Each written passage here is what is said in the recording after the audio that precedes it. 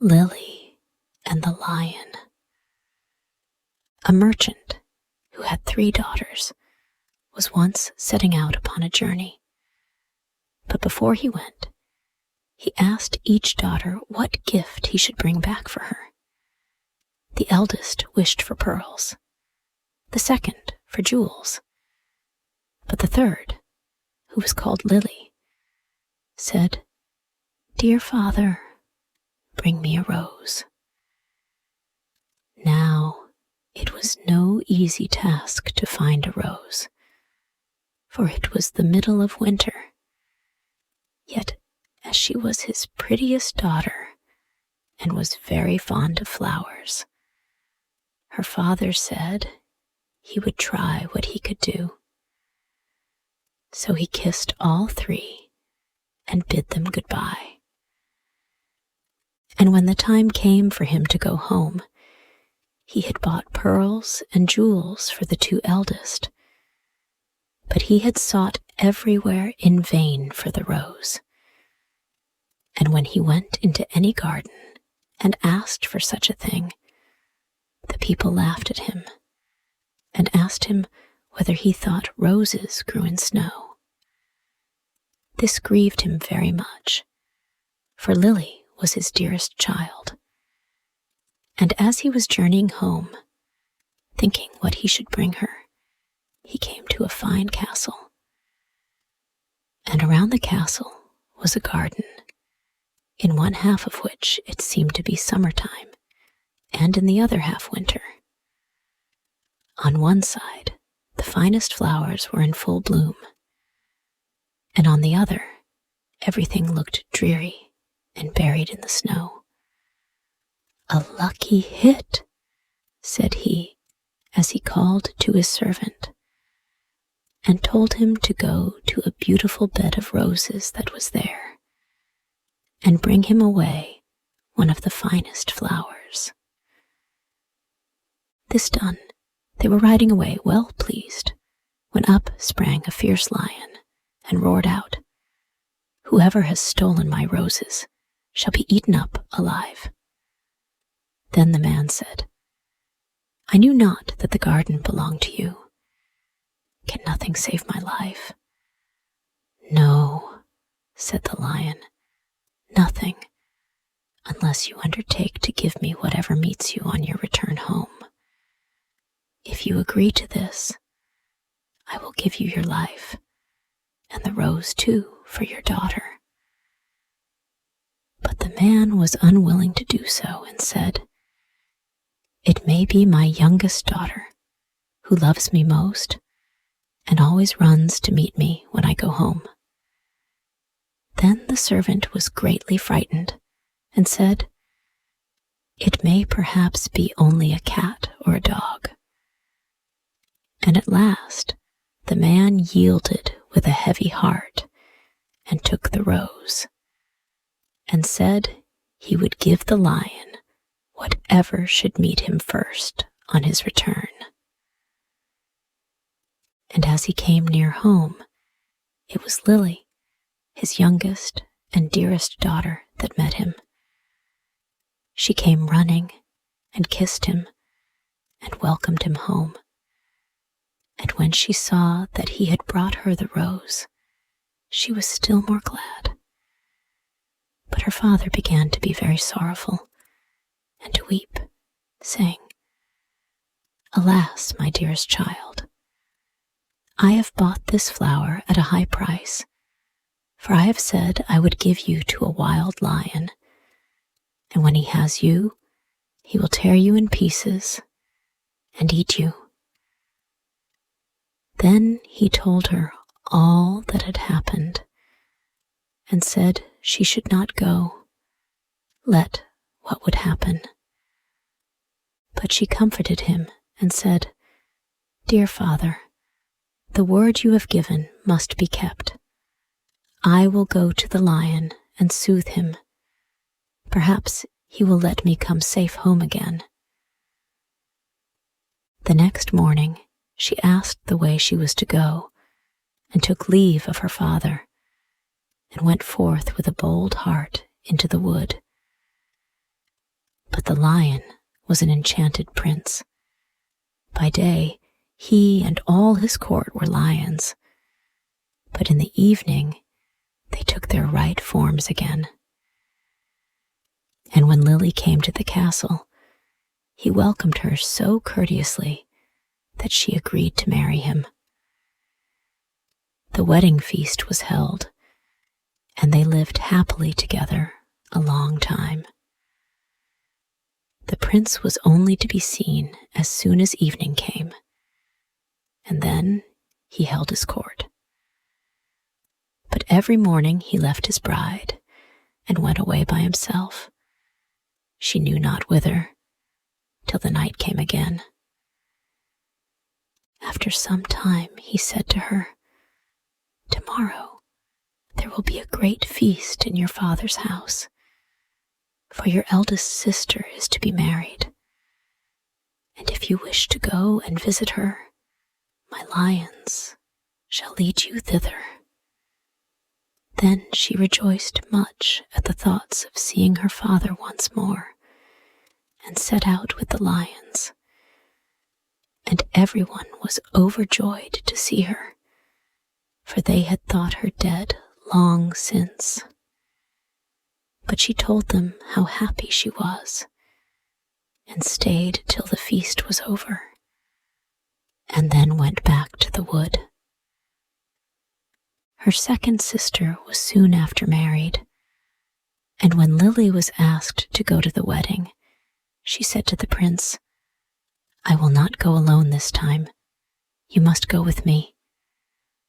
But he would not, and said that it would be a very hazardous thing, for if the least ray of the torchlight should fall upon him, his enchantment would become still worse, for he should be changed into a dove, and be forced to wander about the world for 7 long years. However, she gave him no rest, and said she would take care no light should fall upon him. So at last they set out together, and took with them their little child. And she chose a large hall with thick walls for him to sit in, while the wedding torches were lighted. But, unluckily, no one saw that there was a crack in the door. Then the wedding was held with great pomp, but as the train came from the church, and passed with the torches before the hall, a very small ray of light fell upon the prince. In a moment he disappeared, and when his wife came in and looked for him, she found only a white dove, and it said to her, "7 years must I fly up and down over the face of the earth, but every now and then I will let fall a white feather that will show you the way I am going. Follow it, and at last you may overtake and set me free." This said, he flew out at the door, and poor Lily followed, and every now and then a white feather fell, and showed her the way she was to journey. Thus she went roving on through the wide world, and looked neither to the right hand nor to the left, nor took any rest for 7 years. Then she began to be glad, and thought to herself that the time was fast coming when all her troubles should end. Yet repose was still far off, for one day, as she was traveling on, she missed the white feather, and when she lifted up her eyes, she could nowhere see the dove. "Now," thought she to herself, "no aid of man can be of use to me." So she went to the sun and said, "Thou shinest everywhere, on the hill's top and the valley's depth. Hast thou anywhere seen my white dove?" said the sun. I have not seen it, but I will give thee a casket. Open it when thy hour of need comes. So she thanked the sun and went on her way till eventide. And when the moon arose, she cried unto it and said, Thou shinest through the night, over field and grove. Hast thou nowhere seen my white dove? No, said the moon, I cannot help thee, but I will give thee an egg. Break it when need comes. Then she thanked the moon and went on till the night wind blew. And she raised up her voice to it and said, Thou blowest through every tree and under every leaf. Hast thou not seen my white dove? No, said the night wind, but I will ask 3 other winds. Perhaps they have seen it. Then the east wind and the west wind came, and said they too had not seen it. But the south wind said, I have seen the white dove. He has fled to the Red Sea, and is changed once more into a lion, for the 7 years are passed away. And there he is fighting with a dragon. And the dragon is an enchanted princess who seeks to separate him from you. Then the night wind said, I will give thee counsel. Go to the Red Sea. On the right shore stand many rods. Count them, and when thou comest to the 11th, break it off, and smite the dragon with it. And so the lion will have the victory, and both of them will appear to you in their own forms. Then look round, and thou wilt see a griffin, winged like a bird, sitting by the Red Sea. Jump onto his back with thy beloved one as quickly as possible, and he will carry you over the waters to your home. I will also give thee this nut, continued the night wind. When you are halfway over, throw it down, and out of the waters will immediately spring up a high nut tree on which the griffin will be able to rest. Otherwise, he would not have the strength to bear you the whole way. If, therefore, thou dost forget to throw down the nut, he will let you both fall into the sea. So our poor wanderer went forth and found all as the night wind had said. And she plucked the 11th rod and smote the dragon, and the lion forthwith became a prince, and the dragon a princess again. But no sooner was the princess released from the spell than she seized the prince by the arm and sprang onto the griffin's back and went off, carrying the prince away with her. Thus the unhappy traveler was again forsaken and forlorn. But she took heart and said, As far as the wind blows, and so long as the cock crows, I will journey on till I find him once again.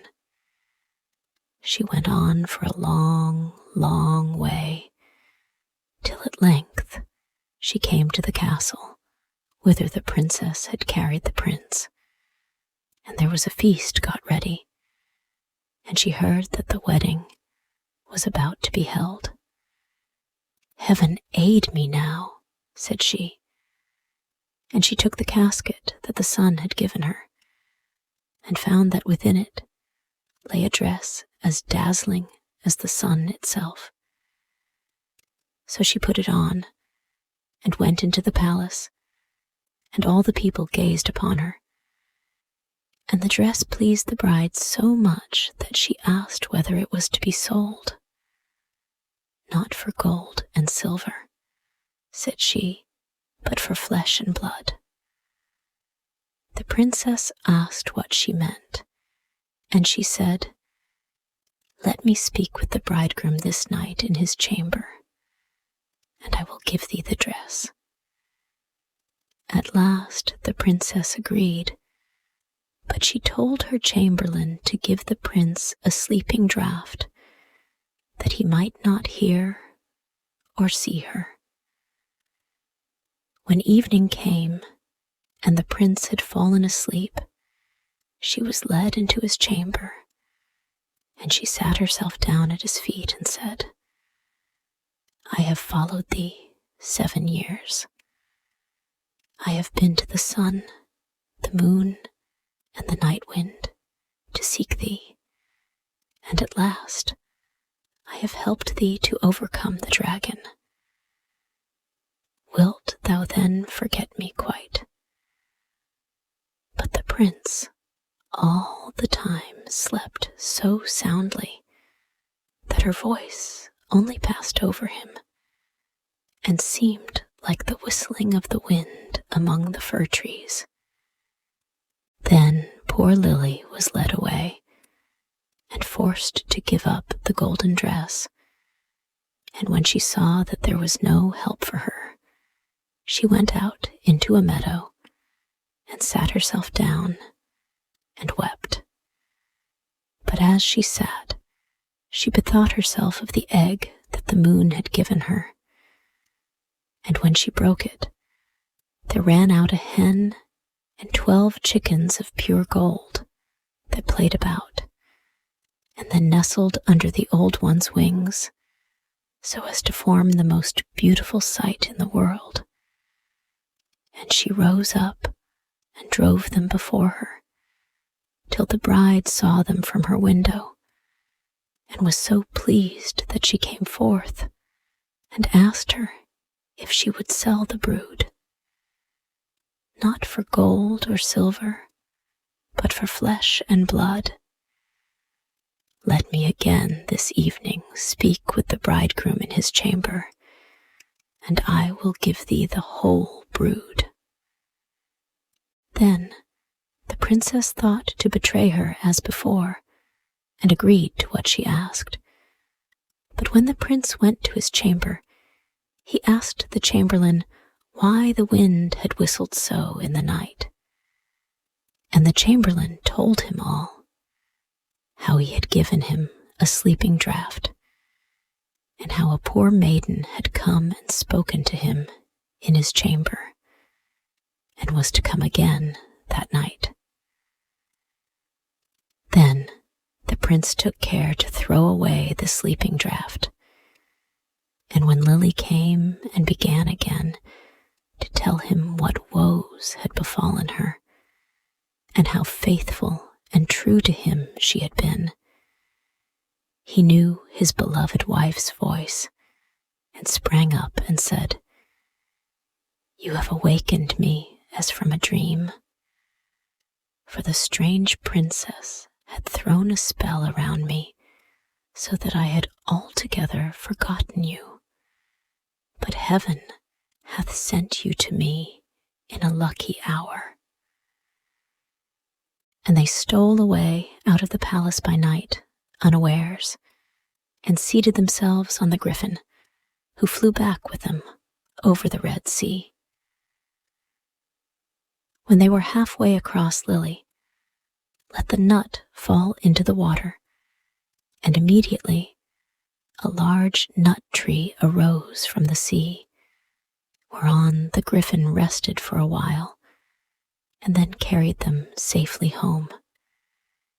There they found their child, now grown up to be comely and fair.